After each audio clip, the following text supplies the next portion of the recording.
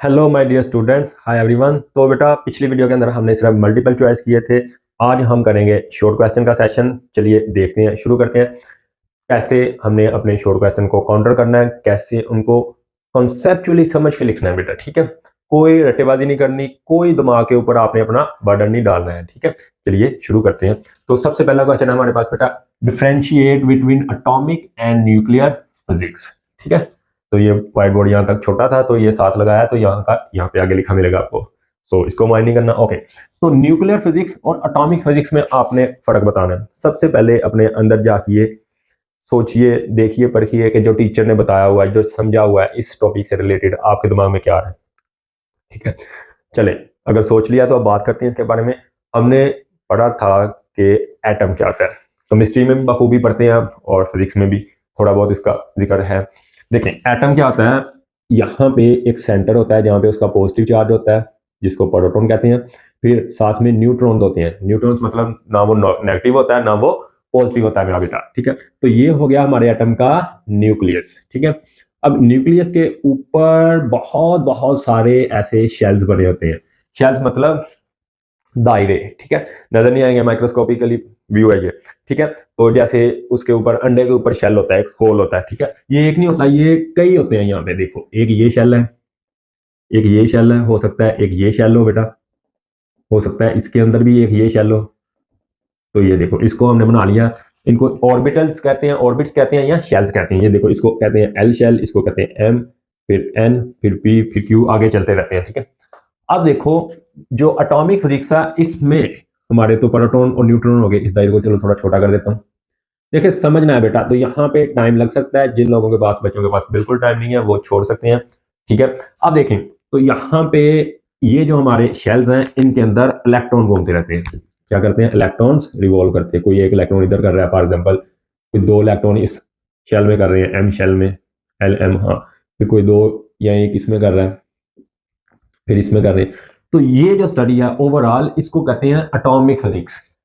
Atoms के बारे में, जो एटम के बारे में स्टडी है हमारी यहाँ पे, उसके अंदर हम एटम के अंदर इलेक्ट्रॉन्स प्लस यहाँ पे जो न्यूक्लियस के अंदर प्रोटॉन और न्यूट्रॉन पड़े हुए हैं, इनके दरमियान जो इंटरेक्शन है, इनकी कंबाइंड स्टडी करते हैं कि प्रोटॉन्स और इलेक्ट्रॉन्स बराबर होते हैं, ये वाली स्टडी, ठीक है। फिर हम देखते हैं कि इलेक्ट्रॉन क्यों घूम रहे हैं। फिर हम देखते हैं कि जब एक इलेक्ट्रॉन, ये इलेक्ट्रॉन हमेशा यहाँ पे नहीं रहता, इनको उसके एनर्जी लेवल्स कहते हैं। यहाँ पे मान लो उसकी कुछ 10 जूल एनर्जी आगे जाएगा, कुछ 20 जूल हो जाएगी। जैसे एल शेल में उसकी मान लो 10 जूल एनर्जी है। फिर एल से एम में जाएगा, अगले में ये एल है, एल से एम में आएगा तो उसकी हो जाएगी 20 जूल एनर्जी। तो कैसे ये एनर्जी इसके पास आती है जब वो आगे जाता है या पीछे आता है। तो इन चीजों के बारे में जो स्टडी है, इसको कहते हैं study of atomic physics. For example ये डेफिनेशन लिखी हुई है, it is a branch of physics. बेटा नोट करनी है, ये आपने सेम एज इट इज लिख के आनी है। सबसे आसान तरीन दुनिया की ये डेफिनेशन है। It is a branch of physics in which we deal with atoms at broader level, यानी बड़े लेवल पे हम दूर से किसको पढ़ते हैं, ये हमारे पास एटम है, एटम के बारे में पढ़ते हैं कि हाँ जी, इलेक्ट्रॉन्स का क्या चक्कर चल रहा है यहाँ पे, हाँ जी, प्रोटॉन्स का क्या चक्कर चल रहा है यहाँ पे, न्यूट्रॉन्स का क्या चक्कर चल रहा है अंदर, ठीक है। तो ब्रॉडर लेवल पे, बड़े लेवल से देखें, मतलब कि जो न्यूक्लियर फिजिक्स है उसमें हम इसको माइक्रोस्कोप करके जूम करके पढ़ेंगे कि ये वाले न्यूक्लियस के अंदर क्या है। लेकिन एटॉमिक फिजिक्स के अंदर हम ये पूरा पढ़ रहे हैं, उसके अंदर इलेक्ट्रॉन्स का भी शामिल आ जाता है, इलेक्ट्रॉन्स का इंटरेक्शन भी शामिल आ जाता है, किनके साथ? न्यूट्रॉन्स के साथ या प्रोटॉन्स के साथ। अब देखें, स्टडिंग द इंटरेक्शन, वो ही क्या इंटरेक्शन है, क्या आपस में ताल्लुकात है, बातचीत है इसकी, बिटवीन इलेक्ट्रॉन्स एंड न्यूक्लियस। ये वाले जो हमारे इलेक्ट्रॉन्स हैं, अब आसान सी पिक्चर बना देता हूं मैं यहाँ पे। देखो, ये हमारा प्रोटॉन बेटा, ठीक है। ये बार एटॉमिक शेल, एटॉमिक शेल कह लें, इलेक्ट्रॉन एनर्जी लेवल कह लें, यहाँ पे इलेक्ट्रॉन। इन दोनों के दरमियान जो इंटरेक्शन है, इन दोनों के दरमियान जो अट्रैक्टिव फोर्स होती है, बातचीत होती है, उसके बारे में हम स्टडी करते हैं। कितनी स्ट्रॉन्ग है वो, किस टाइप का है वो एटम, एटम्स के बारे में पढ़ते हैं, ठीक है। Between electrons and neutrons as well as energy levels of electron, ये बहुत इंपॉर्टेंट बात है।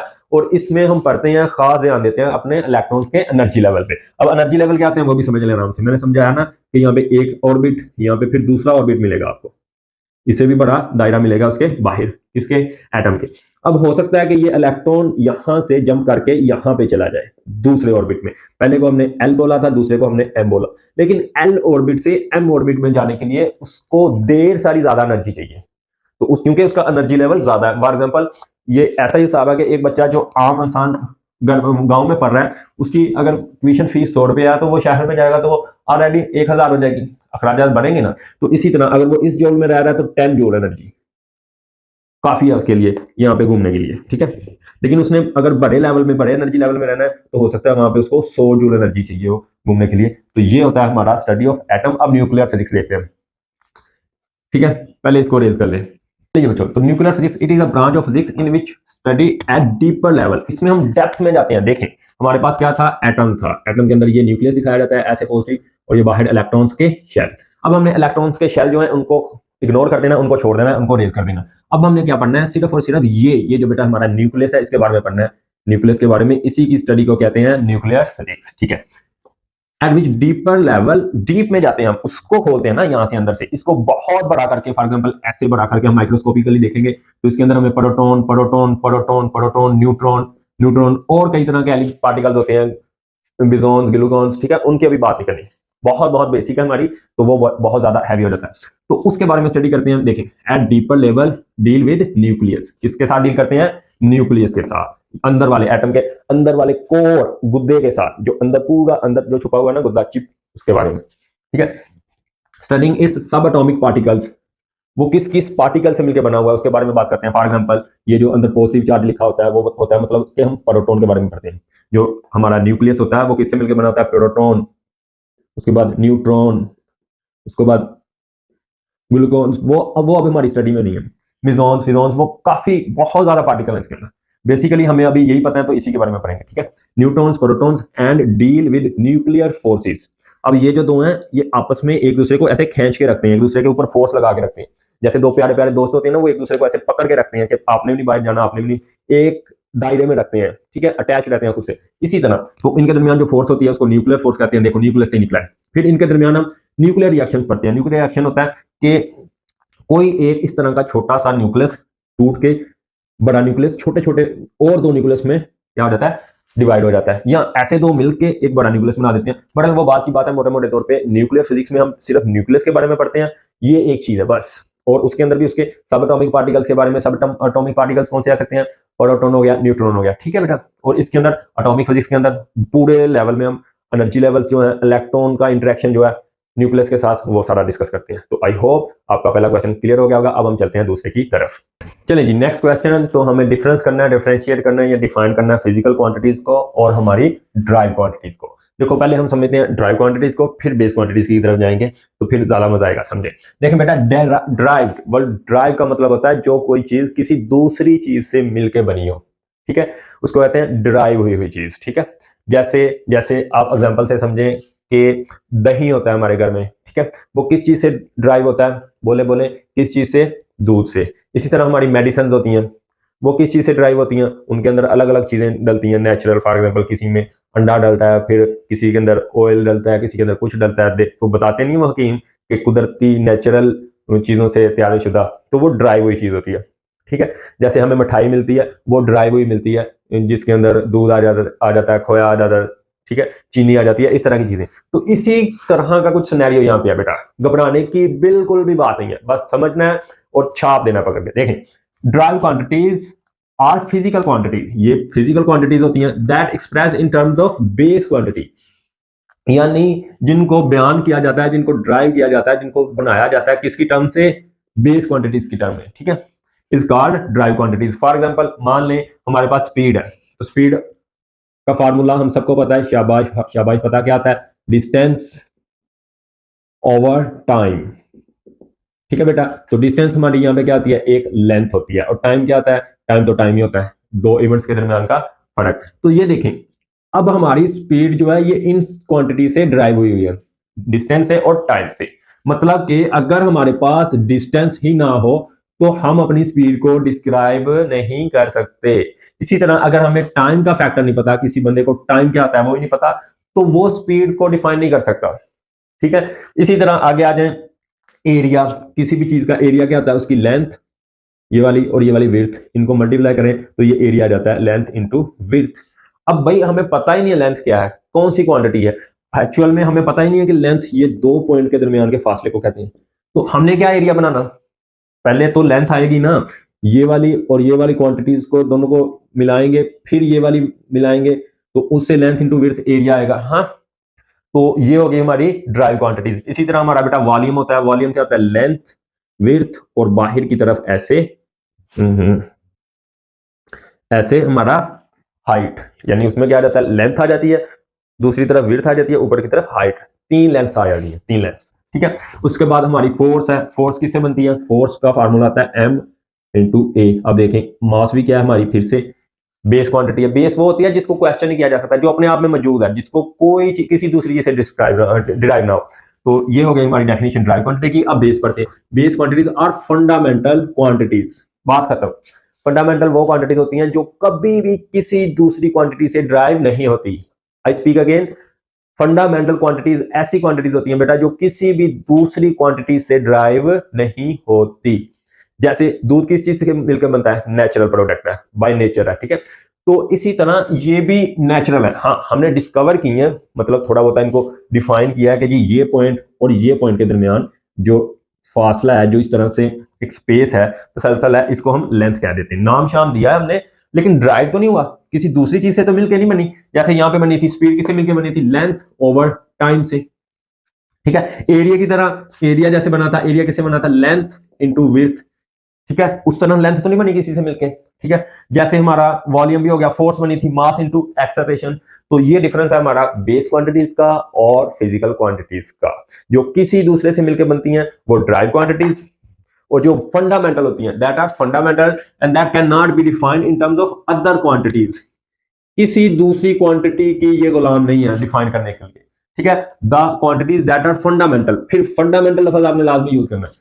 एंड इंडिपेंडेंट, देखें ये आजाद होती हैं। इंडिपेंडेंट, खुद ब खुद, बाय नेचर डिफाइंड है, बाय नेचर एग्जिस्ट करती हैं। ठीक है, and these quantities form foundation, और ये क्या बनाती हैं? एक फाउंडेशन बनाती हैं, एक बेस बनाती हैं for driving all other physical quantities. दूसरी फिजिकल क्वांटिटीज को बनाने के लिए ये एक बैरियर का काम करती हैं। फॉर एग्जांपल, हमारे हजारों फार्मूले हैं जिनके अंदर लेंथ यूज होती है, ठीक है, टाइम यूज होता है, मास यूज होता है। अगर ये तीन क्वांटिटीज हमारे पास ना हो तो हम कोई दूसरी चीज ड्राइव नहीं कर सकते। ठीक है, और कोई फार्मूला क्वांटिटी बना ही नहीं सकते। क्वांटिटी का मतलब है जिस चीज को मेजर किया जाता है। फॉर एग्जांपल, हमारी फोर्स क्वांटिटी है, हमारी डेंसिटी क्वांटिटी है, ठीक है, हमारा वॉल्यूम क्वांटिटी है। डेंसिटी को देखते हैं, देखें डेंसिटी को रो से दिखाया जाता है इस तरह से, पूरे स्पेलिंग में लिख रहा, तो वो होता है मास ओवर वॉल्यूम। देखें, अगर हमारे पास यहाँ पे मास ना मौजूद हो तो इसको ड्राइव करना आसान है? आसान क्या, नामुमकिन है। ठीक है, तो यही लिखा हुआ है, these quantities form a foundation. एक फाउंडेशन तैयार कर देते हैं, एक बेस तैयार कर देते हैं फॉर ड्राइविंग, ड्राइव करने के लिए, बनाने के लिए अदर फिजिकल क्वांटिटी। तो इसकी एग्जांपल है टेम्परेचर। ठीक है, सात आपने याद की हुई है, अब तो साल का एंड है। हाँ, टेम्परेचर आ गया, लेंथ आ गया, मास, टाइम, इलेक्ट्रिक करंट वगैरह वगैरह। और इसकी एग्जांपल्स क्या है? Speed, volume, area, force, etc वगैरह। चलिए जी बच्चों, तो हमारा नेक्स्ट क्वेश्चन है कि जिसके अंदर हमने क्या लिखना है? फार्मूला लिखना है to calculate the least count of a screw gauge. यानी जो हमारा स्क्रू गेज इंस्ट्रूमेंट था जो वर्नियर कैलिपर के बाद आया था, ठीक है, वो ऐसे डंडा सा नीचे गोल सी वो बनी होती है, ठीक है, उसका हमने लीस्ट काउंट बताना है। ठीक है, अच्छा, अगर तो आपने ऑन एन एवरेज बच्चों वाला काम करना है तो सीधा ये लिखें, least count equal to pitch over number of division on a circular scale. अब अगर आपने प्रो लेवल का काम करना है तो आ जाइए वापस। देखें, सबसे पहले थोड़ा सा लीस्ट काउंट बताएं। The smallest measurement made by screw gauge, यानी जो छोटी से छोटी मेजरमेंट जो हमारा स्क्रू गेज ले सकता है उसको क्या कहते हैं? Least count. अब फार्मूला उसका क्या आता है? वो ड्राइव करने का एक पूरा तरीका है, बहुत बहुत आसान कॉन्सेप्ट है, लेकिन अब पूरा साल गुजर गया, हम उसमें नहीं घुसेंगे। अब हम सीधा सीधा डायरेक्ट बताते हैं। तो इसका फार्मूला आता है least count equal to pitch over number of divisions of circular scale. देखिए बेटे, यहाँ पे इसकी पिक्चर लगा देंगे, आपको नजर आएगा। उसके दो स्केल होते हैं, ठीक है, एक यहाँ पे स्केल होता है घूमने वाला, ठीक है, उसको सर्कुलर स्केल कहते हैं। ये मैंने बनाने की कोशिश की है, उसके ऊपर नंबर ऑफ डिविजन होती हैं। मतलब जैसे आप समझ लें कि क्लॉक होता है, क्लॉक के ऊपर ऐसे सर्कुलर डिविजन होती हैं, टिक टिक टिक टिक टिक, 1 2 3 4 5 6 7। इसी तरह इसके ऊपर यहाँ पे डिविजन होती हैं 1 2 3 4 5 और ये 100 तक होती हैं। ये रखें घुमाई हुई 1 2 3 4 5 6 100 तक, ठीक है।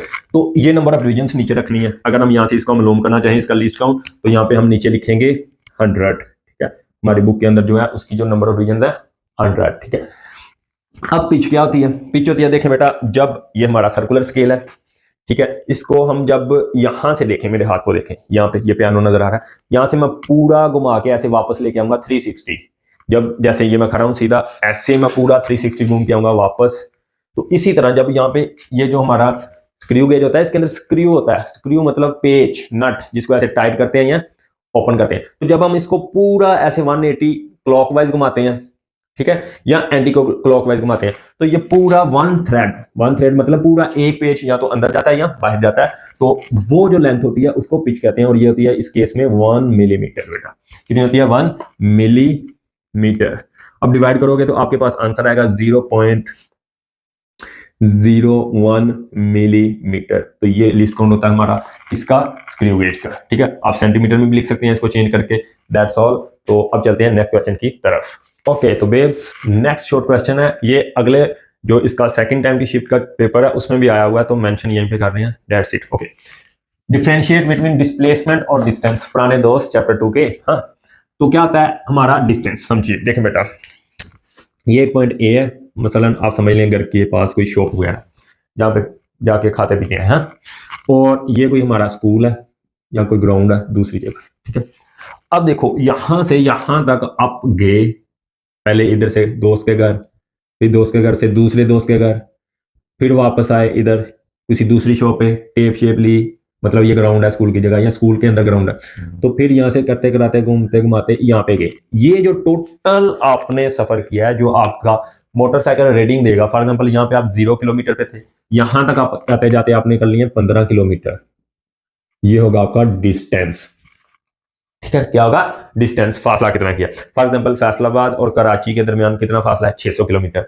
यहां से मेरे और आपके दरमियान कितना फासला है? 1 किलोमीटर, 5 किलोमीटर। ठीक है, सीधा, कोई इसके अंदर डायरेक्शन नहीं होगी। ठीक है, तो ये लिखा हुआ द एक्चुअल लेंथ, इसमें एक्चुअल असल लेंथ लेनी है आपने। ये जो पूरा घूमे हुए हैं, ये जो अगर यहाँ से 2-3 दफा आगे पीछे वापस गए हैं, अंदर आए हैं, वो भी ऐड करना है, क्योंकि पेट्रोल जला है जिस चीज के अंदर, जब आप चलते हैं, जितना जितना पेट्रोल जलता है जिस पाथ पे, चाहे वो आप एक ही पॉइंट पे आगे पीछे जाएंगे, वो डिस्टेंस में क्या होगा?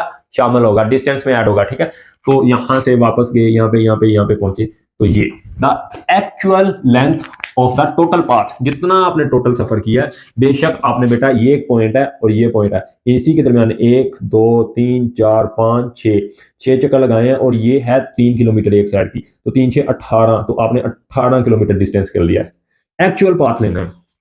ठीक है, ओके, इज कॉल्ड डिस्टेंस। बस अजी बात खत्म। और थोड़ा सा प्रो लेवल पे जाना है ना, तो बताना है कि it is a scalar quantity. मेरा बेटा ये कौन सी क्वांटिटी है? स्केलर। इसकी कोई डायरेक्शन वगैरह नहीं होती। कहीं मीटर पे लिखा होता है कि आपने 25 किलोमीटर इधर को किया, इधर को किया, वहां पे तो हजारों की तादाद में लिखा हुआ है कि आपकी बाइक 1097 में 100 किलोमीटर चल गई है। कहां पे चली है, कौन सी डायरेक्शन है? कोई सीमत, कोई डायरेक्शन नहीं होती डिस्टेंस की। ठीक है, ओनली मैग्नीट्यूड, सिर्फ नंबर लिखा मिलेगा कि आपकी बाइक 800 किलोमीटर तक चल चुकी है या गाड़ी ने 200 किलोमीटर कर लिए हैं। ठीक है, डिस्टेंस बिटवीन, एग्जांपल दे दी वही, लाहौर और फैसलाबाद के दरमियान डिस्टेंस जो है वो 180 किलोमीटर है। ठीक है, अब वो रास्ता पता नहीं कैसा कैसा जा रहा है। ठीक है भाई, मुझसे पूछा किसी ने कि भैया मैंने यहाँ से कराची जाना है, तो मैं खड़ा हूँ यहाँ पे फैसलाबाद में। अब मुझसे पूछेगा तो कितना डिस्टेंस है, कितना फासला है, तो मैं बता दूंगा कुछ 1200 किलोमीटर है। तो सिर्फ मैंने मैग्नीट्यूड बताई, एक नंबर बताया, डायरेक्शन नहीं है इसके अंदर बेटा। तो अब देखें दूसरी तरफ आ गया डिस्प्लेसमेंट। इसका तो तल्लक ही डायरेक्शन के साथ है, सिमत के साथ है। हाँ, इसमें भी ऐड करना है, it is a vector quantity. क्या लिखना है? थोड़ा प्रो चलना है, मैं भूल गया यहाँ पे। इसके बाद लिखना है, कार्ड के बाद लिखना है it is a vector quantity and have both, दोनों चीजें, एंड हैव लिख लो बोथ डायरेक्शन एंड मैग्नीट्यूड। ठीक है, अच्छा, the shortest straight line path, जो शॉर्टेस्ट स्ट्रेट लाइन पाथ होता है, रास्ता होता है, देखो आपने एक पॉइंट ए से एक पॉइंट बी पे जाना है, तो आप इस तरफ भी जा सकते हो, इस तरह भी जा सकते हो, इस तरह भी जा सकते हो, लेकिन आपका पाथ डिस्प्लेसमेंट कौन सा होगा? ये जो स्ट्रेट लाइन जाएंगे, सीधा, बिल्कुल सीधा। ठीक है, स्ट्रेट लाइन और सबसे छोटा रास्ता, उसी को क्या कहते हैं? डिस्प्लेसमेंट कहते हैं। ये रास्ते वगैरह बताने के लिए यूज होता है। फॉर एग्जांपल आपने पूछना, भैया मैंने फलां दुकान पे जाना है, तो किस तरह जाएं? हम पहले बताते हैं, आप सीधे जाएं 10 किलोमीटर। तो ये देखें जहां पे हम खड़े हैं वहां से हमने कहा सीधे जाएं, कितना जाना है? 10 किलोमीटर। तो ये एक डिस्प्लेसमेंट हो गया D1। फिर हमने कहा बेटा उसके बाद राइट मुड़ जाना। ठीक है, तो वो राइट मुड़ेगा, कितना चलना है? 5 किलोमीटर या 5 मीटर। तो ये डिस्प्लेसमेंट हो गया D2। मतलब जब रास्ता बताने के लिए जो हमारे एरोज लगे होते हैं हर जगह पे, पता होता है ना, यहाँ पे लिखा होता है कि फैसलाबाद 55 किलोमीटर इधर, लाहौर 100 किलोमीटर आगे, तो वो ही तो हमारे होते हैं डिस्प्लेसमेंट। यू गेट इट, शाबाश। तो ठीक है, path from initial point two the final point, यानी यहाँ पे एक इनिशियल पॉइंट होगा जहां से हमारी लाइन शुरू होगी, जहां पे उसकी टेल होगी, जहां पे पूंछ होगी, जो हमारा मैग्नीट्यूड जो वेक्टर बनाएंगे, और जहां पे खत्म होगा वहां पे उसका एरो होगा, जहां पे उसकी डायरेक्शन बताने के लिए। फ्रॉम, देखें कहां से शुरू हुआ, initial point two final position, या पॉइंट लगा लें या पोजीशन लगा लें, एक ही बात है, इज कॉल्ड डिस्प्लेसमेंट। अब देखें टेक्निकल अपने एग्जांपल क्या लिखने के आनी है, आपने लिखना है फॉर एग्जांपल ये हमारा नॉर्थ, ये वेस्ट, ये ईस्ट, ये साउथ। तो नॉर्थ से ईस्ट की तरफ 5 मीटर या 5 किलोमीटर, तो आप लिखेंगे फॉर एग्जांपल ऐसे बना के नीचे लिख के आएंगे 5 मीटर नॉर्थ टू ईस्ट। तो ये आपका ठप्पा हो गया 2 नंबर का पक्का।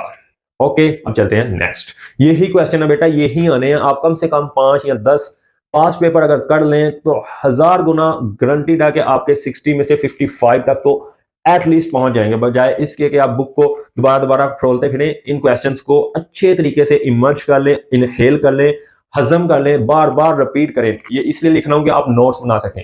इनसे आप यूज करके पॉज करें, वीडियो को रोकें, अपने नोट्स बनाएं और उन्हीं को बार बार रिपीट करें जब तक एग्जाम का लास्ट डे नहीं आ जाता फिजिक्स का। ठीक है, ओके, अब चलते हैं नेक्स्ट क्वेश्चन की तरफ। चलें जी बच्चों, तो अगला क्वेश्चन, पॉजिटिव एक्सेलरेशन और रिटार्डेशन, या क्या कहते हैं, डी एक्सेलरेशन में कहते हैं, और इसको नेगेटिव एक्सेलरेशन में कहते हैं मेरा बच्चा। तो करते हैं बात इसके बारे में। ठीक है, अच्छा अब देखें पॉजिटिव एक्सेलरेशन, देखें क्या होता है, when the direction of acceleration, या इसकी जगह फोर्स लगा सकते हैं, यहां पे भी एक्सेलरेशन की जगह फोर्स लिख सकते हैं, ये आपको शूट है। ठीक है, of acceleration and velocity are same. दोबारा से मैं बात करूंगा, देखें एक चीज जा रही है, एक चीज जा रही है, ये मेरी कार है या कोई भी चीज है जिसके अंदर हमने फोर्स अप्लाई की पीछे से आगे की तरफ, तो इस तरफ फोर्स लगाई, ये पहले रेस्ट पे थी, रुकी हुई थी, तो इसी तरफ एक्सेलरेशन आएगा। अब मुझे मेरा बेटा बता इसकी वेलोसिटी किस तरफ है, सर वेलोसिटी की डायरेक्शन मतलब किस तरफ जा रही है, इस तरफ जा रही ना, तो इसी तरफ उसकी वेलोसिटी है। तो जब ये वाला जो एक्सेलरेशन है इसको पॉजिटिव एक्सेलरेशन कहते हैं, मतलब कि इसमें जो गाड़ी की सुई है वो आगे बढ़ेगी। अगर आप अपना मीटर देखोगे तो पहले स्पीड जो वेलोसिटी होगी वो 20 पे होगी, फिर 40 पे चली जाएगी, फिर 60 पे चली जाएगी, इस तरह से करती करती आगे बढ़ती जाएगी। तो मतलब कहने का, when direction of acceleration and velocity are same, एक ही डायरेक्शन में है, सेम डायरेक्शन में है, द ऑब्जेक्ट स्पीड्स अप, और क्या होगा, ये कोमे का मतलब होता है और, द ऑब्जेक्ट स्पीड अप, और ऑब्जेक्ट की स्पीड बढ़ेगी 20, 40, 60, 80, 80 पे नहीं जाना, okay. The object speeds up is called positive acceleration. तो ऐसे एक्सेलरेशन को पॉजिटिव बोलते हैं। सीधी सीधी बात, जब आप गाड़ी को किक मार के स्टार्ट करके आगे बढ़ाते हैं तो स्पीड बढ़ती है ना, पहले 5 पे, फिर 7 पे, फिर 10 पे। ठीक है, तो स्पीड बढ़ रही है, तो एक्सेलरेशन भी पॉजिटिव, फोर्स आगे की तरफ, इंजन आगे की तरफ भगा रहा है ना, अगला गियर लगा हुआ है। ठीक है, तो वो एक्सेलरेशन हमारा होता है positive acceleration. Get it?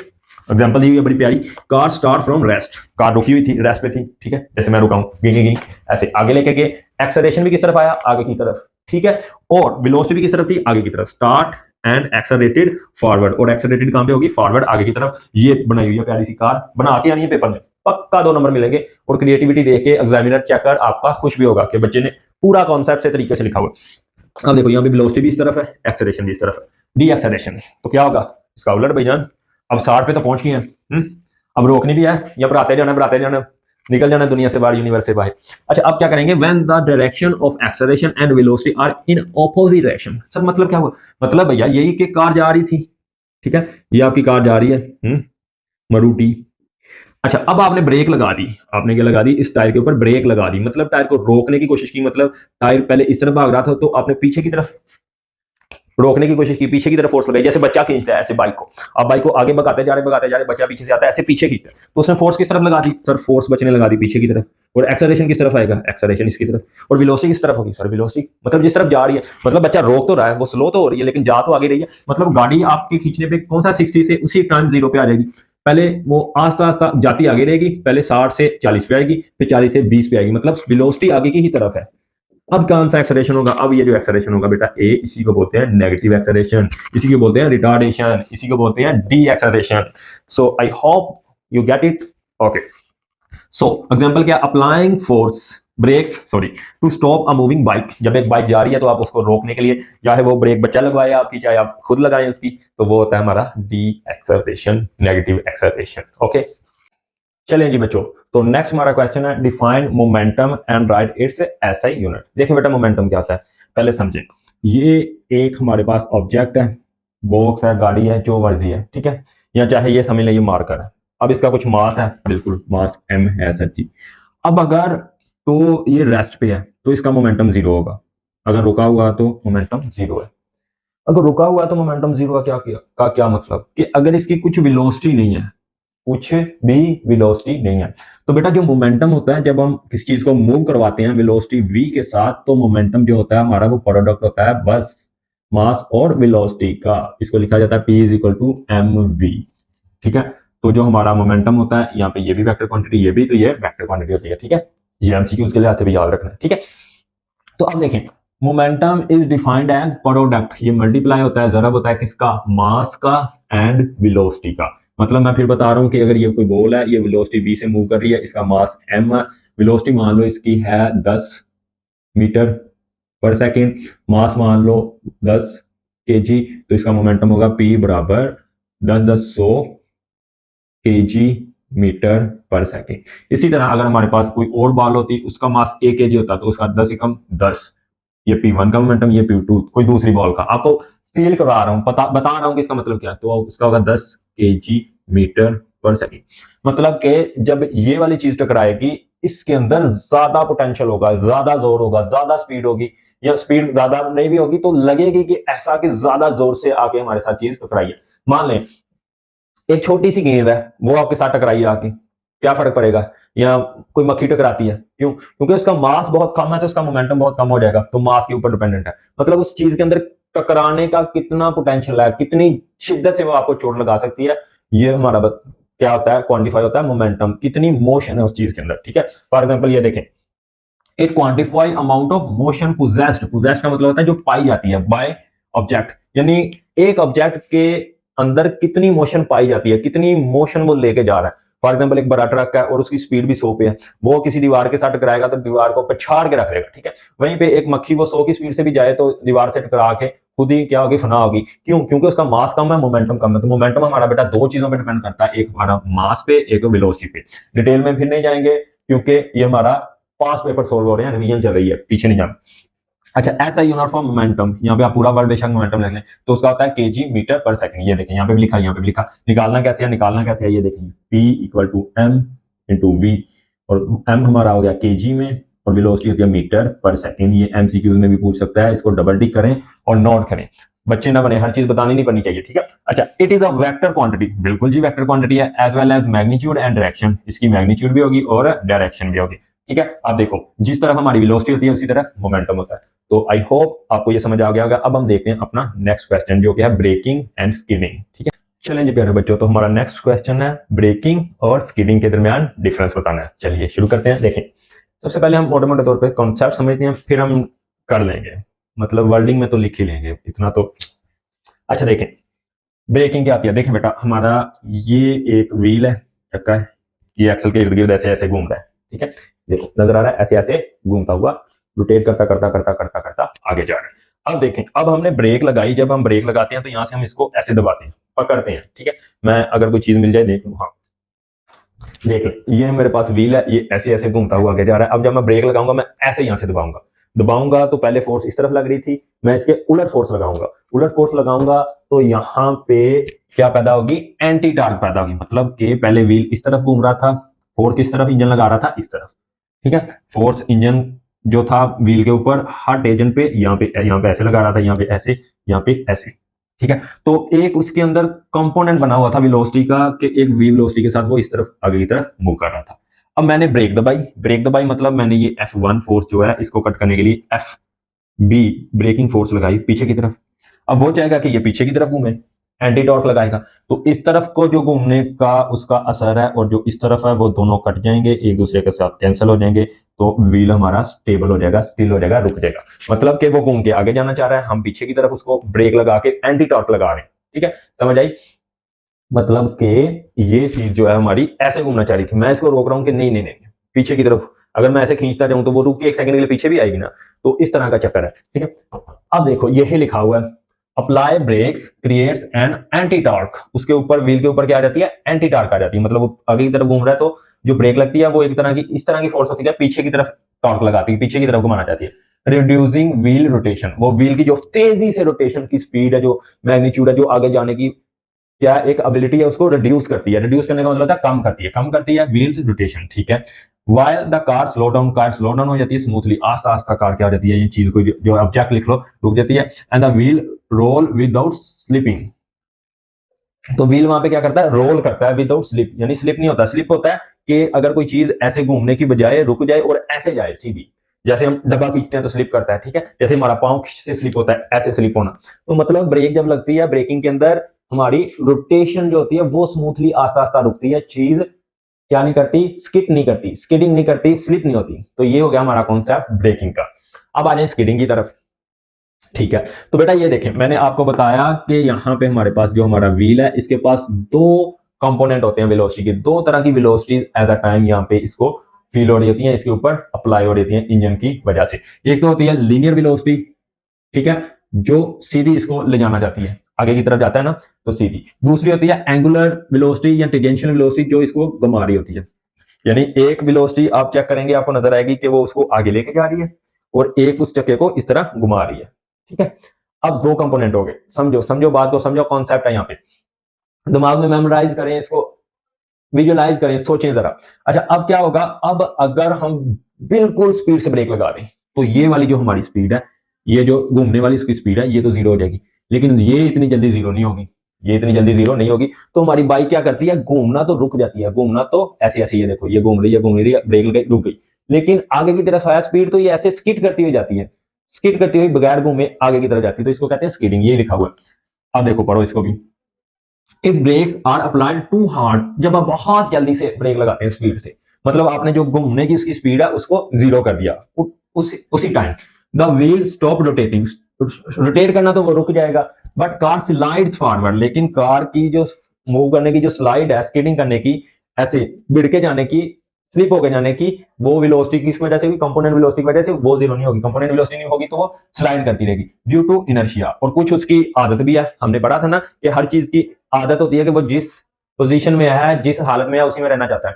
For example कोई चीज रुकी है तो उसको जोर लगाए, मैं नहीं हिलूंगी अपनी जगह से, मतलब कार वगैरह को जोर लगाना पड़ता है ना, तो क्यों लगाना पड़ता है, क्योंकि उसका इनर्शिया कि भाई मैं रुकी हुई रहना चाहती हूँ। इस तरह स्पीड से गाड़ी आ रही है, आप उसको रोकने की कोशिश करो, आपको टकरा के चली जाएगी, क्यों, क्योंकि उसका इनर्शिया है कि भाई मैं नहीं रुकना चाहती, मैं जाती जाऊं जाती जाऊं जाती जाऊं, अब मुझे किसी ने छेड़ दिया, मैं भाग रही हूँ, मैंने भागते रहना है। तो इसी तरह ये भी चाहती है कि मैं भागती रहूं, इनर्शिया है कार के अंदर, मोमेंटम है, ठीक है। तो इस वजह से यहाँ पे क्या होती है, स्किडिंग होती है due to inertia and losing traction.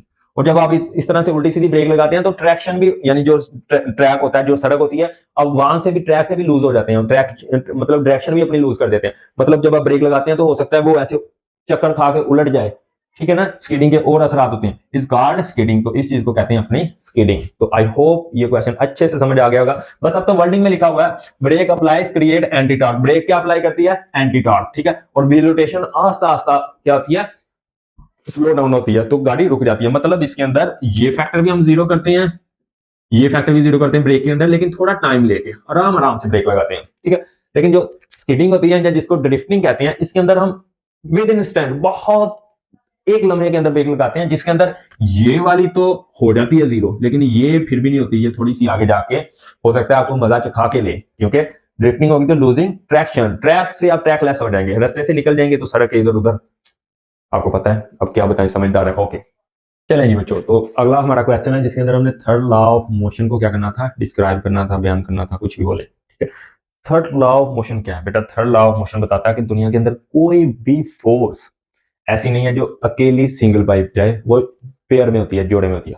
Sir मतलब ये कि आपने ये टिक फोर्स लगाई किसके ऊपर, व्हाइट बोर्ड के ऊपर, उतनी ही फोर्स ऑपोजिट डायरेक्शन में कौन लगाएगा, व्हाइट बोर्ड लगाएगा हमारे ऊपर। इसी तरह हमने जमीन पे जब चलते हैं, हम कदम रखते हैं, हम जमीन के ऊपर फोर्स लगाते हैं, कितनी लगाते हैं, अपने वेट के बराबर। अगर मेरा कुछ वेट है तो उसके बराबर मैं फोर्स लगाता हूं, तो उतनी ही ऑपोजिट फोर्स वो लगाती है चीज। मतलब कि दुनिया के अंदर कोई ऐसी चीज नहीं जिसके आप ऊपर फोर्स लगाएं, आंसर में जवाब में वो आपके ऊपर फोर्स लगाए। सीधी सारी एग्जाम्पल है, जोर से हाथ को मारें, अगर हम हाथ को मारते हैं तो नुकसान तो दीवार का होना चाहिए, या जो अगर किसी को मारते हैं तो उसका होना चाहिए, हमें क्यों चोट लगती है, भैया उतना ही रिस्पॉन्स वो कर रहा है। तो यही होता है हमारा बेटा न्यूटन लॉ। अब इससे आगे डिटेल में नहीं जा सकते क्योंकि रिवीजन चल रही है। तो according to the third law of Newton, every force in the universe, दुनिया के अंदर कोई भी फोर्स ले लें यूनिवर्स के अंदर, ठीक है, कोई भी ले लें universe, occur in action reaction pair, उसके अंदर दो चीजें होती हैं, एक एक्शन फोर्स और एक रिएक्शन फोर्स, ठीक है, is called Newton third law of motion. एक सीधी सीधी एग्जांपल लिखी हुई है। फॉर एग्जांपल देखें, मान लें ये हमारे पास पानी है, पानी के ऊपर जब ये हम अपनी शिप रखते हैं, ये हाथ वगैरह रखते हैं, ठीक है। तो ये इसके ऊपर वेट लगाता है अपना mg, जितना इसका वेट होता है। अब इसी वेट के बराबर उसी टाइम के ऊपर मान लें ये अगर 100 न्यूटन है, ठीक है, तो इसी के बराबर ऑपोजिट अप थ्रस्ट लगेगी। अप थ्रस्ट कहते हैं जो पानी ऊपर की तरफ झटका लगाता है, छल लगाता है, आपको फोर्स लगाता है, उसको कहते हैं अप थ्रस्ट। देखो, force applied on a water bye its weight, जो अपने वेट से वो नीचे की तरफ फोर्स लगाएगा, धक्का लगाएगा, इट्स इक्वल एंड ऑपोजिट, उसी के इक्वल एंड ऑपोजिट 100 न्यूटन की फोर्स, जो कि हमारी अप थ्रस्ट यू से मैं दिखा रहा हूं, ऊपर की तरफ लगेगी। तो ये हो गया एक्शन रिएक्शन पेयर।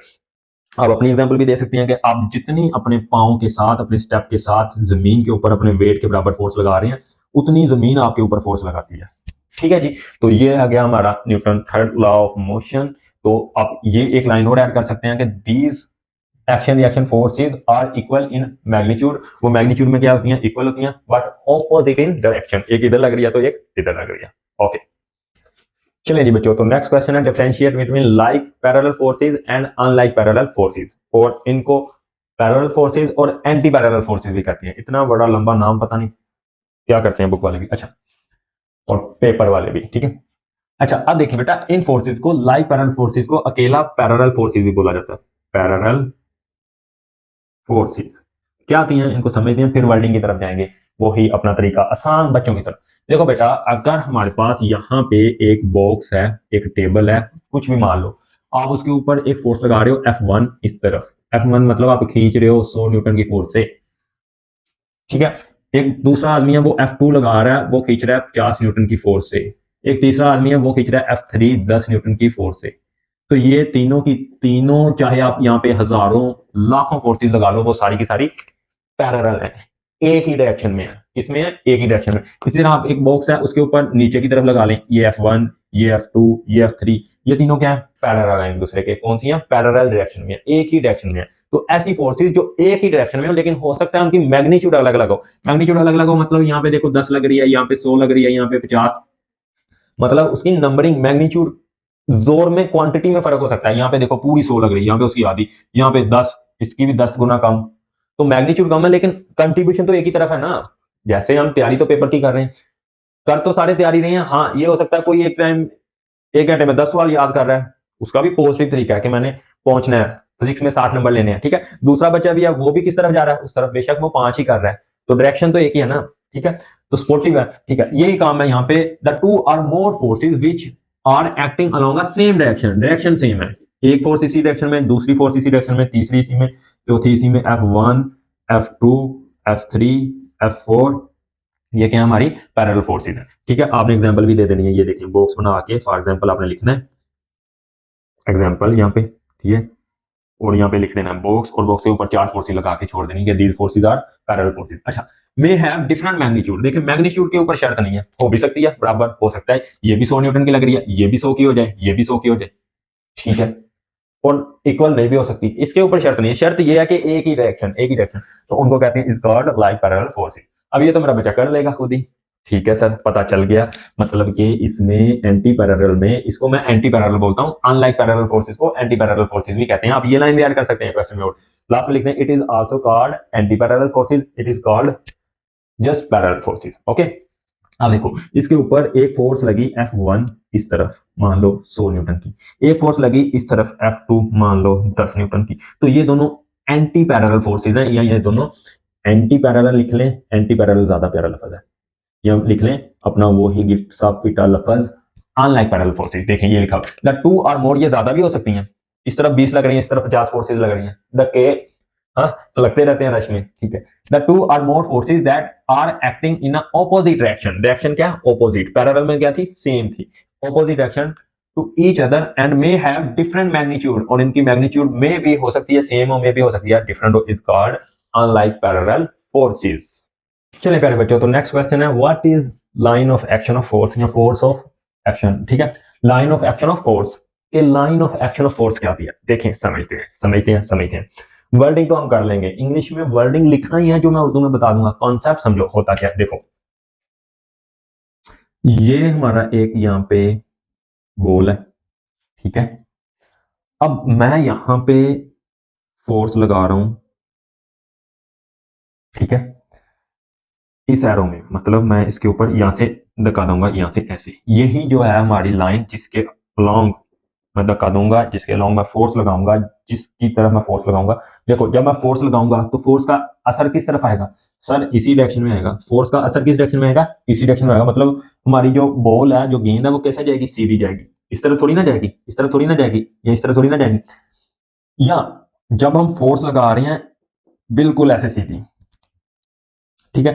तो ये वाली लाइन जिसके अलोंग हम फोर्स लगाते हैं उसी को कहते हैं line of action of force. कि जो फोर्स का एक्शन है, जो फोर्स का काम है, वो इस लाइन के अलोंग हो रहा है। मैं दोबारा बात करता हूं, जो लाइन फोर्स का एक्शन है, जो फोर्स ने अपना इंपैक्ट छोड़ना है, फॉर एग्जांपल इस फोर्स ने इस बॉल को 10 न्यूटन का धक्का मारना है, तो वो किस लाइन के अलोंग जाएगा सर, इस लाइन के अलोंग। तो यही तो है हमारी लाइन ऑफ एक्शन, ठीक है। अगर हम यहां से एक और फोर्स लगाएं इसके ऊपर, ये यहां से F2, तो इसका एक्शन ऑफ फोर्स क्या होगा, इसका एक्शन ऑफ फोर्स होगा ये, ऐसे लग रही है ऐसे।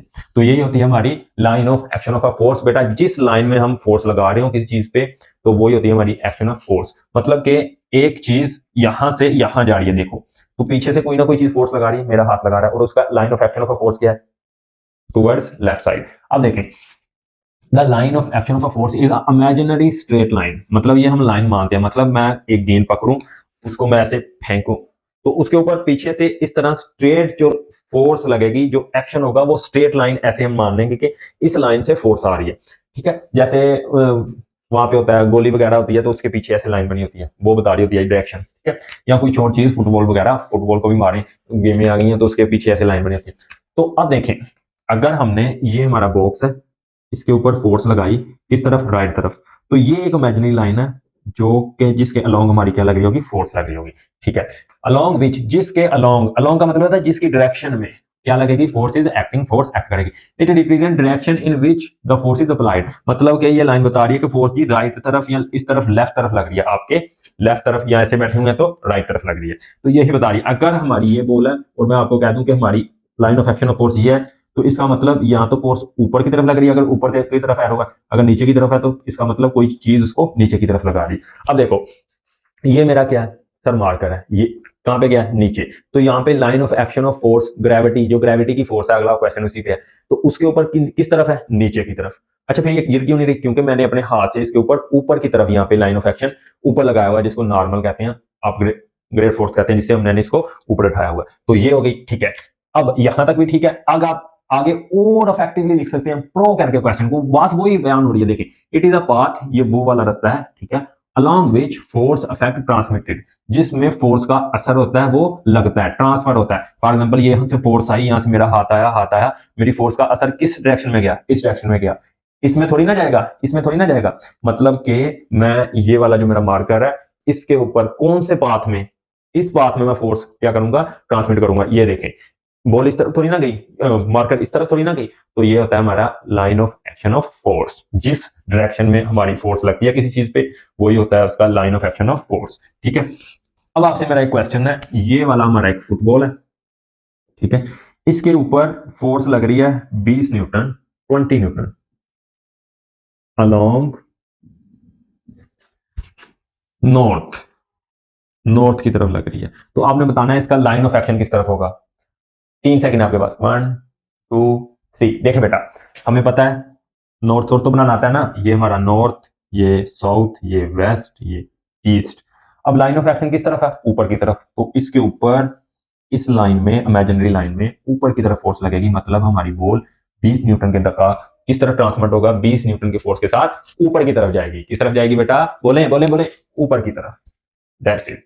ओके जी, what is mean by force of gravitation, ठीक है बेटा, बात कर लें इसके ऊपर भी, थोड़ा समझ लें। ओके, देखो बेटा, यूनिवर्स, दुनिया के अंदर कोई भी दो चीजें हैं, कोई भी दो ऑब्जेक्ट हैं, वो चाहे मैं और आप हूं, वो चाहे आपका मोबाइल और आपके कमरे के अंदर जो, आपके कमरे के अंदर जो लेजर्ट है, ठीक है, वो, कोई भी दुनिया की दो चीजें हो, उनके दरमियान एक अट्रैक्शन की फोर्स होती है, एक दूसरे को खींचने की फोर्स होती है। उसी को कहते हैं फोर्स ऑफ ग्रेविटेशन, ग्रेविटी कहते हैं। ग्रेविटी का मतलब अपनी पास खींच लेना। फॉर एग्जाम्पल, अगर मेरे सामने ये मोबाइल लगा हुआ है जिसके अंदर वीडियो रिकॉर्ड हो रही है, तो मैं इसको किसी ना किसी फोर्स के साथ अपनी तरफ खींच रहा हूं, उसको कहते हैं ग्रेविटेशनल फोर्स। अच्छा सर, ये आ क्यों नहीं रहा, या कोई चीज, मान लें ये है हमारा, इसको व्हाइट बोर्ड खींच रहा है, तो व्हाइट बोर्ड की तरफ जा क्यों नहीं रहा। उसके ऊपर अलग से बनाऊंगा लेक्चर, वो आप देख लेंगे तो आपकी तसल्ली हो जाएगी। फिलहाल इस तरफ आए, तो ये वाला ऑब्जेक्ट इसको एक फोर्स से खींचेगा और ये वाला इसको खींचेगा, और सेंटर से सेंटर की तरफ होती है ये फोर्स, तो इसको कहते हैं हमारी ग्रेविटेशनल फोर्स। तो ये डेफिनेशन लिखी हुई है according to the universal law of Newton. Newton ने पूरी यूनिवर्स में एक लॉ दे दिया कि दुनिया के अंदर, पूरी यूनिवर्स के अंदर हर चीज, चाहे ये आपका चांद है, ये आपका सूरज है, ये भी दोनों खींच रहे हैं, चाहे ये आपकी जमीन है, ये सूरज है, ये सूरज भी उसको खींच रहा है, जमीन भी उसको खींच रही है, दोनों। अगर मैं आपको 100 न्यूटन की फोर्स से खींच रहा हूँ या बहुत ज्यादा प्यारा 1000 न्यूटन की फोर्स से खींच रहा हूँ, तो उतनी ही फोर्स से आप मुझे खींच रहे हैं, अट्रैक्ट कर रहे हैं अपनी तरफ, अट्रैक्टिव फोर्स होती है, ठीक है। So the force of gravitation is a attractive force. सबसे पहला टप्पा ये अट्रैक्टिव फोर्स होती है बिटवीन एनी टू ऑब्जेक्ट्स। दो दुनिया के कोई भी दो ऑब्जेक्ट्स उठा लें इन द यूनिवर्स, दुनिया के अंदर, is called force of gravity भी कहते हैं या फोर्स ऑफ ग्रेविटेशन कहते हैं। इट इज कैलकुलेटेड बाय, अब कैलकुलेट करने के लिए इसके लिए ये न्यूटन भैया ने फार्मूला दिया, आपकी बुक के अंदर ये है शामिल, देखा हुआ है आपने माशाल्लाह, ठीक है। तो ये हो गया हमारा ये वाला क्वेश्चन। अब देखते हैं नेक्स्ट। ओके जी बच्चों, तो हमारा नेक्स्ट क्वेश्चन है व्हाट इज नेचुरल सैटेलाइट्स। क्या आती है नेचुरल सैटेलाइट्स? पीछे बात की नहीं इसकी एमसीक्यू में, ठीक है सर। तो देखो बेटा, मेरे प्यारे बेटा, देखो देखो देखो, ये एक होती है सेलेस्टियल बॉडी, भारी भरकम जिस्म, ठीक है। उसके इर्द गिर्द कोई दूसरी बॉडी क्या करती है, ऐसे ऐसे ऐसे ऐसे ऐसे ऐसे घूम रही होती है, रिवॉल्व कर रही होती है, इसको कहते हैं ऑर्बिट्स करना, घूमना, ठीक है। रिवॉल्व करना, ऑर्बिट करना, घूमना। तो इस तरह हाँ की जो ये बॉडी होती है, ये जो मूव करती है, इसको कहते हैं सैटेलाइट, सैटेलाइट। अब ये दो तरीके की होती है। अगर ये इंसान की बनाई हुई है, इंसान ने ही इसको डिजाइन किया और ये घूम रही है, तो इसको कहते हैं आर्टिफिशियल सैटेलाइट। अगर ये कुदरती है, बाय नेचर है, बाय गॉड है, अल्लाह ताला की तरफ से, तो इसको कहते हैं, क्या कहते हैं बोले, नेचुरल सैटेलाइट। फॉर एग्जांपल देखें, a natural satellite is a celestial bodies. ये क्या होती है, एक सेलेस्टियल बॉडी। सेलेस्टियल बॉडी का मतलब होता है यूनिवर्स के अंदर जो बड़े बड़े ऑब्जेक्ट हैं उनको सेलेस्टियल बॉडी कहते हैं। फॉर एग्जांपल चांद है हमारा, उसको कहते हैं चांद, एक क्या है, सेलेस्टियल बॉडी। जमीन क्या है, एक सेलेस्टियल बॉडी, ठीक है। मार्स क्या है, एक सेलेस्टियल बॉडी। जुपिटर क्या है, एक सेलेस्टियल बॉडी, ठीक है। तो इस तरह की, तो ये जो बड़े बड़े प्लैनेट्स हैं, बड़े बड़े स्टार्स हैं हमारी यूनिवर्स के अंदर, जो रात को छोटे छोटे नजर आ रहे होते हैं, उनको कहते हैं सेलेस्टियल बॉडी। तो ये सेलेस्टियल बॉडी होती है दैट ऑर्बिट्स, ऑर्बिट्स का मतलब होता है घूमना, इर्द गिर्द घूमती हैं, and other planet, a planet किसी दूसरे प्लैनेट के इर्द गिर्द, और एन अदर नेचुरल बॉडी या किसी दूसरी नेचुरल बॉडी के इर्द गिर्द ये घूम रही होती है। फॉर एग्जांपल ये हमारी सन जो है, ये एक प्लैनेट है, सितारा है, ठीक है। यहाँ भारी भरकम बॉडी है, ठीक है, ऑब्जेक्ट मान लो नेचुरल। अब इसके इर्द गिर्द ये हमारी जमीन ऐसे ऐसे चक्कर लगा रही है, अर्थ, ये अर्थ, ये यहाँ पे आती है, यहाँ पे जाती है, यहाँ पे, यहाँ पे, यहाँ पे, ऐसे ऐसे ऐसे ऐसे ऐसे ऐसे ऐसे ऐसे ऐसे ऐसे घूम रही है, ठीक है। तो यही बताया गया कि सेलेस्टियल बॉडी, सेलेस्टियल बॉडी यहाँ पे किसको बोला है, अर्थ को, दैट ऑर्बिट्स, जो ऑर्बिट करती है, चक्कर लगाती है, घूमती है, अ प्लैनेट, एक सितारे के इर्द। तो हमारा यहाँ पे सन क्या है, प्लैनेट, ऐसा, वेरी गुड, ये क्या है, एक प्लैनेट, सितारा, ठीक है। On an other natural bodies, या कोई और भारी भरकम बॉडी बोलो, तो उसके इर्द गिर्द किसमें, in space is called natural satellites. तो इनको कहते हैं नेचुरल सैटेलाइट। फॉर एग्जांपल कुदरती तौर पे जो हमारा चांद है वो हमारी जमीन के इर्द गिर्द, ये हमारी अर्थ है, इसके इर्द गिर्द ऐसे ऐसे ऐसे ऐसे चक्कर लगा रहा है, ये मून, ठीक है। तो ये हमारा कौन सा है, नेचुरल सैटेलाइट है। इसी तरह अर्थ रिवॉल्विंग, देखो बेटा, घूमने को ऑर्बिट्स करना भी कहते हैं और रिवॉल्विंग अराउंड भी कहते हैं। मतलब कि कोई चीज हमारे इर्द गिर्द घूम रही है, तो वो यहाँ तो आप कह सकते हैं मेरे इर्द गिर्द ऑर्बिट कर रही है, घूम रही है, यहाँ आप कह सकते हैं रिवॉल्विंग अराउंड मी, मेरे इर्द गिर्द चक्कर लगा रही है, काट रही है, ठीक है। रिवॉल्विंग अराउंड द सन, तो जमीन किसके इर्द गिर्द रिवॉल्व करती है, सन के इर्द गिर्द। तो इसीलिए हमारी अर्थ, जमीन और मून दोनों क्या है, नेचुरल सैटेलाइट्स हैं। क्या है ये, नेचुरल सैटेलाइट्स है। अगर ये आपका क्वेश्चन क्लियर हो गया, बिल्कुल वर्डिंग में लिखना है, the natural celestial body. Celestial body किसको कहते हैं, बड़ी बड़े जिस्म, ठीक है। दैट ऑर्बिट्स, जो ऑर्बिट करते हैं, एंड अदर सेलेस्टियल बॉडी, दूसरी बड़ी नेचुरल बॉडीज को, उनको क्या कहते हैं, नेचुरल सैटेलाइट्स, जो घूम रहे हैं। यहाँ पे सूरज नहीं है, ठीक है, यहाँ पे अर्थ है, ओके। तो अगर आपको ये समझ आई तो मुझे बताएं मेरा बेटा कि एक क्वेश्चन मैं रेज कर लूं, ये चलो यहीं पे पूछ लेता हूं। आप मुझे बताएं, अभी हम न्यूक्लियस पढ़ के आए हैं, ये हमारा न्यूक्लियस हो गया, ठीक है। पॉजिटिव से सर दिखाते हैं केमिस्ट्री में, तो नाम ना बता रहे। इलेक्ट्रॉन हमारा यहाँ पे घूम रहा है, क्या इसको सैटेलाइट बोल सकते हैं? हाँ सर, बिल्कुल बोल सकते हैं। ये एक सेलेस्टियल बॉडी, एक बॉडी हो गई, उसके इर्द गिर्द दूसरी बॉडी ऑर्बिट कर रही है, तो ये सैटेलाइट है। अब ये क्या नेचुरल है? हाँ जी सर, ये तो नेचुरल है, कुदरती है, अल्लाह ताला की तरफ से है, नेचर की तरफ से है, ठीक है, वेरी गुड। अब मुझे बताएं, ये मैसिव चीज होगी या ये मैसिव होगी? सर डेफिनेटली ये मैसिव होगी। जो चीज अंदर पड़ी हुई है वो उस्ताद है, बॉडी भरकम है, अपने आप में ज्यादा वजन रखती है, ज्यादा मैसिव है। तो यहां से हमें ये भी पता चल गया कि अगर इलेक्ट्रॉन चक्कर काट रहे हैं न्यूक्लियस के अंदर, तो न्यूक्लियस के अंदर भी कुछ खास बात है सूरज की तरह। जिस तरह हमारा सूरज सबसे बड़ा प्लेनेट माना जाता है, ठीक है, जो नाउन है, तो उसके इर्द गिर्द चीजें चक्कर काट रही हैं, उसके इर्द गिर्द सारे जो है, सारे के सारे स्टार जो है चक्कर लगा रहे हैं। तो वो क्या है, एक भारी भरकम हैवी बॉडी है, हैवी ऑब्जेक्ट है। और जो हल्का होता है वो वाही चक्कर लगाता है, और वही नेचुरल सैटेलाइट। जैसे हमारी अर्थ है, अर्थ के इर्द गिर्द हजारों जो है आर्टिफिशियल सैटेलाइट्स हैं, वो क्या कर रही हैं, ऑर्बिट कर रही हैं, चक्कर लगा रही है मेरे बेटे। जी बच्चों, तो नेक्स्ट क्वेश्चन है, what is the value of G gravitational acceleration. ठीक है, जो ग्रेविटी की वजह से एक्सेलरेशन आता है, जी। ठीक है, हाँ जी। At moon and the Mars, तो मून के ऊपर और जमीन मरीख मार्स के ऊपर हमने बतानी है जी की वैल्यू। अच्छा, अब ये जरा जो क्वेश्चन है ये ट्रिकी है, इसलिए मैंने ये लिखा नहीं आंसर पहले से, क्योंकि थ्योरी नहीं थी, थोड़ा समझने वाला प्रैक्टिकल है। तो आपने लिखना कैसे है, आपने लिखना है the value of G at moon is 1/6 time of value of GE। यानी जो जमीन के ऊपर वैल्यू है, जमीन के ऊपर वैल्यू कितनी है, जी की वैल्यू है जमीन के ऊपर, जीई वो है 9.8 मीटर पर सेकंड स्क्वायर। वो इसका क्या है, 6 गुना कम है, 1/6 है। यानी इसका छवा, छह में 6 टुकड़े करें अगर इसके, हम इसको 6 पे डिवाइड करें तो उनमें से एक पीस होगा। तो यहाँ पे हमारी जो ग्रेविटी आएगी, मून की ग्रेविटी, तो अब आगे नेक्स्ट लाइन में लिखेंगे जी एट मून, ये मून के लिए हो गया, तो वो होगी GE/6। तो यहाँ पे हम लिखेंगे 9.8 और यहाँ पे लिखेंगे 6, और जब आप डिवाइड करेंगे तो ये कुछ आएगा 1.62 मीटर पर सेकेंड स्क्वायर। ठीक है मेरा बेटा, इसलिए आपको ये लिख के सोल्व करके दिखाया कि आपने सिर्फ जमीन का याद रखना है, उसी से आपका चांद का आ जाएगा, उसी से आपका मार्स का आ जाएगा। अब मार्स के लिए क्या टर्मिनोलॉजी है, यहाँ पे मैं कर दूं थोड़ी सी। ठीक है, अब लिखेंगे हम the value of G at Mars, the value of G at Mars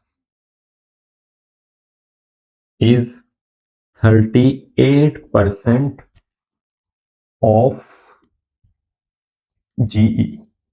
यानी जो जमीन के ऊपर ग्रेविटेशनल एक्सेलरेशन है 9.8, उसका 38% है। अब 38% का मतलब क्या, देखिए बेटा, 38% बच्चों वाला काम है। जब हम यहाँ पे 38% है, तो परसेंटेज का मतलब होता है कि 38 100 में से, और 100 पे डिवाइड करें तो इसका मतलब 0.38 गुना।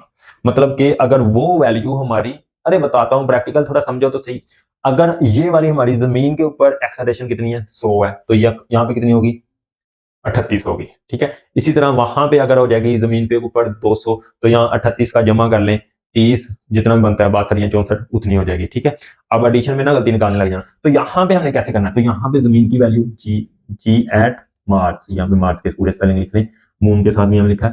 तो यहाँ पे जो अर्थ के ऊपर है 98 मल्टीप्लाई 0.38, तो वो जो आपका आंसर आएगा बेटा, वो लगभग आएगा आपका, 1 मिनट मैं कैलकुलेट करूं, तकरीबन बेटा वो सोल्व करके आएगा 3.71 मीटर पर सेकेंड स्क्वायर।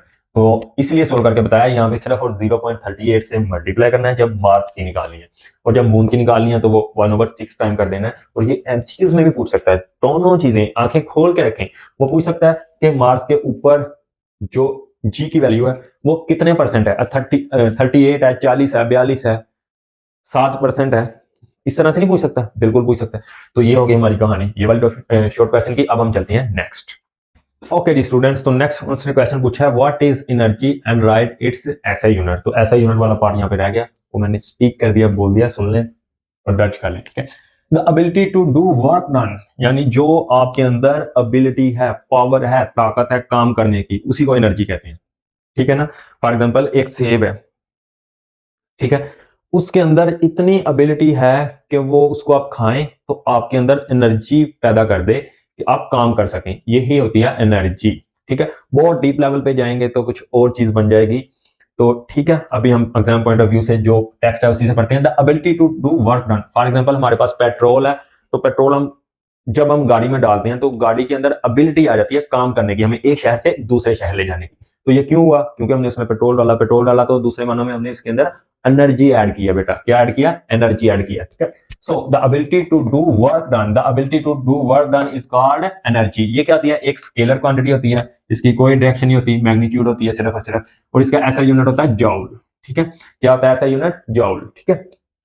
अच्छा अब देखो, there are different types of energy, थोड़ा लेंथी करना है ना क्वेश्चन को, थोड़ा प्यारा बनाना है, तो लिख दो कि यहाँ पे और टाइप्स भी होती है एनर्जी की। फॉर एग्जांपल एनर्जी हमें किसमें मिल जाएगी, काइनेटिक एनर्जी मिल जाएगी, केमिकल एनर्जी, केमिकल जो सेल्स के अंदर होती है, हमारी बैटरियों के अंदर होती है, ठीक है, केमिकल रिएक्शन से पैदा होती है, ठीक है।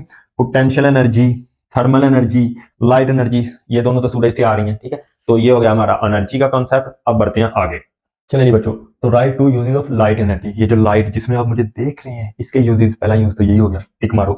Light energy is enable, enable मतलब होता है काबल बनाती है, अस टू सी, हमें इस काबल बनाती है तो कि हम देख सकें, तो यूज ही हो गया इसका। हाँ, दूसरा यूज, सबसे पहला बड़ा बड़ा बड़ा है ये, plants uses light energy from sun, यानी सन से, ये हमारा प्यारा सा प्लांट, दिगर दिगर दिगर दिगर दिगर दिगर, ठीक है, ये शन हमारा, यहाँ से रोशनी आएगी, तो ये रोशनी को यूज करता है टू मेक देयर फूड। अगर आपने थोड़ा लाइट ही रखना है, स्पाइसी नहीं करना, तो यहाँ तक, अगर स्पाइसी करना है तो ये देखो, यहाँ पे क्या होती है, हवा, कार्बन डाइऑक्साइड गैस होती है इसके अंदर पौधे के पास, या हम जो छोड़ते हैं ये पहुंची, और दूसरा क्या होता है, प्लांट यहाँ से जो पानी लगाते हैं वो पानी जाता है इसके अंदर, ठीक है। उसको जो लाइट एनर्जी है उसकी प्रेजेंस में, उसकी मौजूदगी में, उसको यूज करते हुए वो ये देखो कार्बन डाइऑक्साइड को, गैस को, और हाइड्रोजन, क्या हाइड्रोजन बोल रहा हूँ, वाटर को किस में कन्वर्ट करता है, ऑक्सीजन में और ग्लूकोज में। ग्लूकोज का फार्मूला होता है यहाँ पे CH6O612, पता नहीं ऐसा करके, बहरहाल आपने बायो की किताब से या तो देख लेना या इंग्लिश भी लिख लें तो इक्वल है, ठीक है। अच्छा दूसरा, लाइट एनर्जी इज यूज, ठीक है, सोलर पैनल्स जो है वो यूज करते हैं किसके लिए, टू जनरेट इलेक्ट्रिसिटी या इलेक्ट्रिकल एनर्जी, ठीक है, तो कन्वर्ट कर लेते हैं, समझ लो इसको। दूसरी, light energy uses in a fibre optics, देखो बेटा फाइबर ऑप्टिक्स की तारें होती हैं इस तरह की, उनके अंदर हम ऐसे लाइट को फेंकते हैं तो वो लाइट ऐसे ऐसे ऐसे रिफ्लेक्ट होके सिग्नल को, जो हम सिग्नल आते हैं हमारे, या जो कॉल आ रही है अमेरिका से, वहां से जो सिग्नल है, जहां वहां से आपके जो भाई बहन पे बैठे हुए हैं, या कजन बैठे हुए हैं, या दोस्त बैठे हुए हैं, वो जब वहां से बोलते हैं तो वो ये सिग्नल यहाँ से यहाँ पे आता है आपके पास within a trillion part of second, इतनी स्पीड से आता है कि आपने सुना ही है, उसी वक्त आवाज पहुंच जाती है दूसरी साइड पे। तो इस काम के लिए यूज होता है in fiber optics to transmit signal, signal को ट्रांसमिट करने के लिए यूज होता है। तो ये हो गए हमारे लाइट एनर्जी के यूजेस। चलिए जी बच्चों, तो what is mean by geothermal energy, geo बेटा, वर्ल्ड जियो, हाँ जियो, तो जियो फिर जाके जियो तो ऐसे ही, हाँ, जियो का मतलब होता है अर्थ, सर ये तो पता है जियोग्राफी, हाँ जी। और थर्मल का मतलब भी पता होगा, थर्मल का मतलब होता है गर्माइश, हीट, तो जो हीट एनर्जी होती है जो हमें जमीन से हासिल होती है उसको कहते हैं जियो थर्मल एनर्जी। सर जमीन के पास हीट एनर्जी कहाँ से आ गई, भाई जमीन के पास हीट एनर्जी है, लेकिन सर हमें तो फील नहीं होता, जमीन गर्म फील नहीं होती, बेटा अभी नहीं हो रही, उसकी कोर के अंदर है। कोर क्या होता है, देखें जैसे हमारा प्याज होता है, उसको अंदर से कट करते जाए करते जाए करते जाए करते जाए, लेयर से लेयर उतारते जाए, तो अंदर कोर जो उसका गुद्दा हो, जहाँ पे बिल्कुल लास्ट वाली लेयर बची हो, उसको बोलते हैं कोर। तो उसकी कोर के अंदर होती है, देखिए पढ़ते हैं समझ आएगी। The geothermal energy is a heat energy, यानी ये हीट एनर्जी होती है, बिल्कुल गर्माहट वाली एनर्जी होती है, ना तो ये इलेक्ट्रिसिटी होती है ना लाइट होती है। दैट इज ड्राइव, जो ड्राइव होती है, बनती है, निकलती है कहां से, अर्थ इंटरनल हीट सिस्टम से, अर्थ के इंटरनल हीट सिस्टम से, अंदर के हीट सिस्टम से। देखो बेटा होता क्या है, ये हमारी अर्थ है, ठीक है। अब यहां से सूरज की शुआएं तो पड़ती रहती हैं इसके ऊपर, ठीक है, तो कुछ रेडिएशन, मतलब जो कुछ हीट एनर्जी है, जब जमीन हमारी गर्मियों में गर्म होती है तो वो इस हीट एनर्जी को ऐसे अपने अंदर अब्सॉर्ब कर रही है, स्टोर कर रही होती है, हजम कर रही होती है, और उसी एनर्जी को बाद में हमें वापस देती है, जिसको हम जियोथर्मल एनर्जी कहते हैं। देखिए ये लिखा हुआ है, तो कहां से मिलती है, from earth internal heat system से, यही अर्थ का इंटरनल हीट सिस्टम है, ठीक है। It comes from a hot rocks, तो ये देखो ये हमारी जमीन है, ऐसे ऐसे पत्थरों से बनी हुई है, गरम गरम पत्थर है यहाँ पे, हॉट रॉक्स है, वहां से आती है beneath द अर्थ सरफेस, यानी ये जो अर्थ की ऊपर वाली सरफेस है, ऊपर वाली लेयर है, इसके नीचे जो रॉक्स हैं वो गर्म है, तो वहां पे जब हमारा पानी वगैरह जाता है, हम करते हैं क्या, हम वहां पे सुराख करते हैं, सुराख करते हैं तो डिटेल हो जाएगा, थोड़ा समझ लें फील कर लें, तो वहां पे हम ठंडा पानी डालते हैं, वो ठंडा पानी डालते हैं तो वो ठंडा पानी स्टीम भाप की शक्ल में दूसरे एक और पाइप लगाते हैं, वहां से भाप गर्म बाहर आता है, क्यों, क्योंकि वो हीटअप हो जाता है, जब किससे जाके अटैच होता है, जब जिससे जाके रिएक्ट करता है, स्टोन से, हॉट रॉक्स, गर्म पत्थरों के साथ, तो वो जो स्टीम है वो स्टीम इंजन में as energy, thermal energy use होती है हमारी। दूसरी, जो beneath the earth surface and from magma, और मैग्मा क्या होता है, वो जो लिक्विड सा होता है, फ्लूइड सा होता है, जो लावा फटता है उसके अंदर जो चीजें निकलती है उसको मैग्मा कहते हैं, वो भी क्या होता है, थर्मल एनर्जी, बहुत बहुत ज्यादा हाई टेम्परेचर के ऊपर गर्म होता है वो, ठीक है। ओके, इन अर्थ कोर, तो ये कहां पे होता है, अर्थ की कोर में होता है। कोर मैंने वही बताया कि प्याज वाली सारी लेयर्स जमीन को ऊपर से ये लेयर उतार दें, ये उतार दें, ये उतार दें, यहाँ पे जाके एक इंटरनल कोर अंदर मिलेगा, उसको आप कहते हैं क्या? मैग्मा। सॉरी, उसके अंदर पाया जाता है मैग्मा। अच्छा, it is a renewable energy source, मतलब कि ये रिन्यूएबल मतलब होता है कि जो दोबारा से दोबारा एनर्जी को बनाता जाए, जो खत्म ना हो। ठीक है, मसलन देखें, यहां से देखें, जब तक हमारा सूरज है, रोशनी आती रहेगी, हीट आती रहेगी, उसको जमीन ऑब्जॉर्व करती रहेगी, मैग्मा वगैरह बनाती रहेगी, थर्मल जियो थर्मल एनर्जी हमें देती रहेगी। तो it is a renewable energy source, ये एनर्जी का रिन्यूएबल सोर्स है जो कभी ना खत्म होने वाला। ठीक है, ओके। चलिए जी बच्चों, तो नेक्स्ट हमारा क्वेश्चन है define pressure and it's formula and SI unit. तो प्रेशर को डिफाइन करना है। देखें बेटा, प्रेशर क्या होता है? ये हमारे पास एक क्या है? सरफेस है। ठीक है, डब्बा है, बॉक्स है, जमीन का टुकड़ा है, कुछ भी है। जब आप इसके कुछ यूनिट एरिया पे, कुछ खास एरिया पे, यहाँ पे जो फोर्स लगाते हैं, और वो फोर्स भी क्या होनी चाहिए? इस सरफेस के राइट एंगल पे होनी चाहिए। मतलब कि आप इसके ऊपर फोर्स लगा रहे हैं, वो फोर्स ऐसे 90 के एंगल पे हो, इसके साथ 90 के एंगल पे। वो फोर्स इस तरह अलाउ नहीं है लगानी, इस तरह अलाउ नहीं है लगानी, इस तरह अलाउ नहीं है, इस तरह नहीं है। तो यहाँ पे ये जो हमारा एरिया है, कुछ ये सरफेस है, जो आप अपनी बुक की मान लें, ऐसे हाथ की मान लें। ठीक है, तो यहाँ पे ये जो फोर्स लगानी, फर्स्ट ऑफ ऑल ये इस तरह परपेंडिकुलर होनी चाहिए, यहाँ पे 90 के एंगल पे। ये जो आप फोर्स लगाएंगे, ये कितने एंगल पे होनी चाहिए? 90 के एंगल पे। ठीक है, ये अगर ये मेरे पास सरफेस है, तो मैं ये फोर्स लगा रहा हूं और यहाँ पे प्रेशर निकाल रहा हूं, ये वाली फोर्स पुट करके, तो वो गलत है। ठीक है, तो इस तरह की। ठीक है, the perpendicular force per unit area, यानी एक टुकड़ा आपने एरिया का लेना है। मान लें आपने 1 यहाँ पे मीटर स्क्वायर का एरिया ले लिया। ठीक है, और 1 न्यूटन फोर्स लगा दी इसके ऊपर, नीचे की तरफ परपेंडिकुलर फोर्स भी लगा दी 1 न्यूटन। तो वहां पे जो प्रेशर पैदा होगा, वो पैदा होगा 1 न्यूटन पर मीटर स्क्वायर, जिसको हम पास्कल बोलते हैं। क्या बोलते हैं? पास्कल बोलते हैं। ठीक है, यही इसका ऐसा यूनिट है। तो ये लिखा हुआ है perpendicular force per unit area is called pressure. ये देखो, फोर्स की भी सिर्फ और सिर्फ यहाँ पे मैग्नीट्यूड लेनी है, डायरेक्शन से हमें कोई हिसाब किताब नहीं, इसलिए मॉड लगाया। ये फोर्स और ये इसका मॉड, और फोर्स भी कौन सी? परपेंडिकुलर। और ये हमारा area, it is a scalar quantity, ये स्केलर क्वांटिटी होती है। एंड ऐसा unit of pressure is pascal, और 1 पास्कल किसके इक्वल होता है? ये लिखते हैं इसको 1 न्यूटन पर मीटर स्क्वायर। ये एमसीक्यूज में पूछ लेते हैं कि 1 पास्कल या 1 न्यूटन मीटर प्रेशर किसके इक्वल होता है? 1 पास्कल के। तो इस तरह का एमसीक्यू। तो ये हो गया हमारा शॉर्ट क्वेश्चन। अब हम देखते हैं नेक्स्ट।